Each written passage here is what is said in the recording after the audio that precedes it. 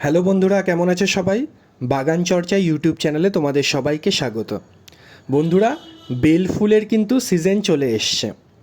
এই কিছুদিন বৃষ্টিটা গেলেই কিন্তু প্রচুর পরিমাণে বেল ফুল গাছে ধরা শুরু করবে।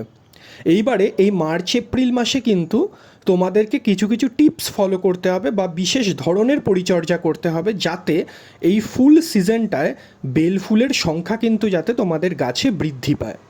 অনেকেই ছাদ বাগানে বেলফুল গাছ আছে, কিন্তু ওই 3-4টির বেশি ফুল কিন্তু একসঙ্গে ফোটে না। কিন্তু সামান্য একটি বিশেষ পরিচর্যা করলে কিন্তু এই ফুল ফোটার একটা আমূল পরিবর্তন গাছে ঘটানো যায়। এই জন্য তোমাদের প্রথমেই যেটা করতে হবে, গাছের সঠিক প্রুনিং করে রাখতে হবে। আমি আশা করি এই মার্চ এপ্রিলের মধ্যে তোমাদের প্রুনিং করা হয়ে গেছে। যদি ইনকেস তোমরা গাছে প্রুনিং না করে থাকো, এখন থাকতেই কিন্তু একটু সফট প্রুনিং করে দাও। বেশি হার্ড প্রুনিং এখন করার দরকার নেই, কারণ এখন টানা মোটামুটি বৃষ্টি হচ্ছে। সুতরাং সফট প্রুনিং করতে পারো, তাতেই কিন্তু প্রচুর ডালপালা কিন্তু গাছে বেরোবে। এবং সবাই জানো, বেলফুলে যত বেশি ডালপালা তত কিন্তু বেশি ফুল, কারণ বেল ফুল কিন্তু নতুন বেরোনো ডালপালাতেই হয়, পুরনো ডালপালাতে কিন্তু বেল ফুল ধরে না। এই জন্য প্রুনিং খুব ইম্পর্ট্যান্ট বেল ফুলের ক্ষেত্রে। এইবারে প্রুনিং করার পর তো শাখা প্রশাখা বেরোবে, কিন্তু সেই শাখা প্রশাখা বেরোনোর জন্য গাছে যে এনার্জি দরকার, তার ব্যবস্থাও কিন্তু আমাদেরই করে দিতে হবে। তার জন্য সঠিক খাবার দিতে হবে। এবারে আসি, যেহেতু টানা মাঝে মাঝেই বৃষ্টি হচ্ছে, সুতরাং গাছে কিন্তু সপ্তাহে একদিন করে ফাঙ্গিসাইড অবশ্যই স্প্রে করতে হবে। সেটা সাফ, ব্যাভিস্টিন বা অন্য কোনো ফাঙ্গিসাইড হলেও কিন্তু সপ্তাহে একদিন নিয়ম করে স্প্রে করতে হবে, তাহলে কিন্তু আপনার গাছ সুস্থ থাকবে। এবং সপ্তাহে একদিন ঘুরিয়ে ফিরিয়ে নিম তেল স্প্রে করে রাখতে হবে গাছে, যাতে কীটপতঙ্গের আক্রমণ না হয়। দ্বিতীয়ত, এটাই কিন্তু বেলফুলের রিপোর্টিংয়েরও খুব সুন্দর সময়।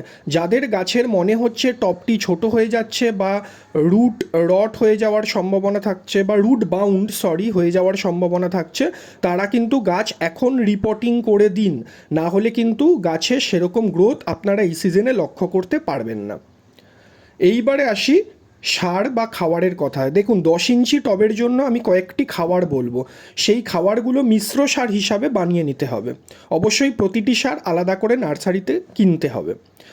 10 ইঞ্চি টবের জন্য তোমাদের 1 মুঠো নিতে হবে হাড় গুঁড়ো, 1 মুঠো শিংকুচি, 1 tablespoon superphosphate, 1 tablespoon DAP সার এবং 1 টেবিল স্পুন মাইক্রোনিউট্রিয়েন্টের দানা। ডিএপি সার 1 টেবিল স্পুন না, সেটি 8 থেকে 10টি দানা, এবং 1 টেবিল স্পুন লাল পটাশ। এই কটি সারকে তোমাদের মিশিয়ে নিতে হবে। অনেকেই মিশ্র সার দেন। মিশ্র সার দেওয়ার থেকেও কিন্তু এই প্রতিটি সার আলাদা করে কিনে যদি মিশিয়ে নিজেরা মিশ্র সার তৈরি করতে পারো, তার ফলাফল কিন্তু অনেক অনেক গুণ তোমরা গাছের উপর ভালো পাবে বা লক্ষ্য করতে পারবে।